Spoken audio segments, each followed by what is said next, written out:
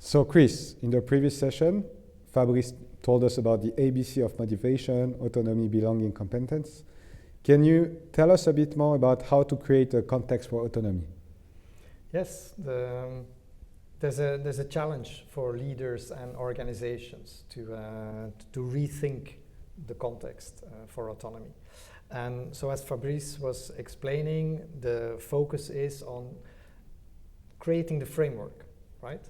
Creating the bigger picture, and then give freedom where people can organize themselves, right? Then you are giving the people the opportunity to really engage in activities according to their strengths, for example. So we invite leaders to create the framework so people can really fill it in themselves, right?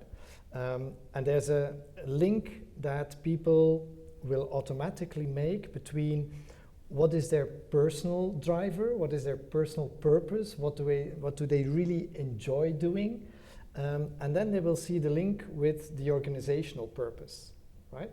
And if organizations can create that, then you have a really good chance that autonomy will be satisfied, will be fulfilled. So we need to give employees a little bit more freedom, a little bit more autonomy in deciding how they do their projects, what their priorities are. And I can give you an example from the sports industry, which will interest the audience. So with the Belgian FA, with the younger players, age 14, 15, 16, we have tried to create this autonomy, this context for autonomy, by designing a diary for the players, which helps them be more autonomous.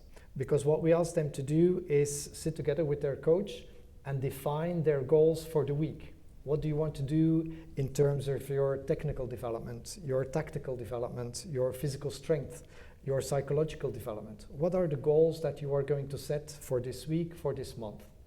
And then you work on that, right? You have your training sessions in your club, with the FA sometimes, in your school, and then at the end of the month you come together again with your coach and you can show, here I have made some progress, here I need to do a little bit more work, but the player is in the driving seat. It's not anymore the players who are just listening to the coach who is telling them you need to do this and this and this and this. This is the command and control motivation. No, we are stimulating an environment where players can think for themselves. What do I need? I'm a big physical player. Yeah, maybe I need to work a little bit more on my game intelligence, right? Or maybe I'm a quick and technical smaller player. How can I take advantage of that? Right? So we invite players to think for themselves, yeah, to take their career and their development into their own hands. So that's a context for autonomy.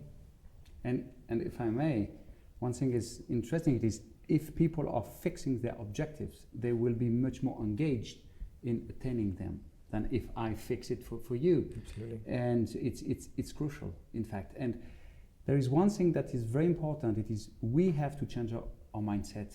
It's just that if you think that you have to control people, you could not create a framework with autonomy. So you need to think, okay, what I need to do to be sure that people, they embrace the challenge. And it is what is the most difficult because we have a context that is not so favorable for that.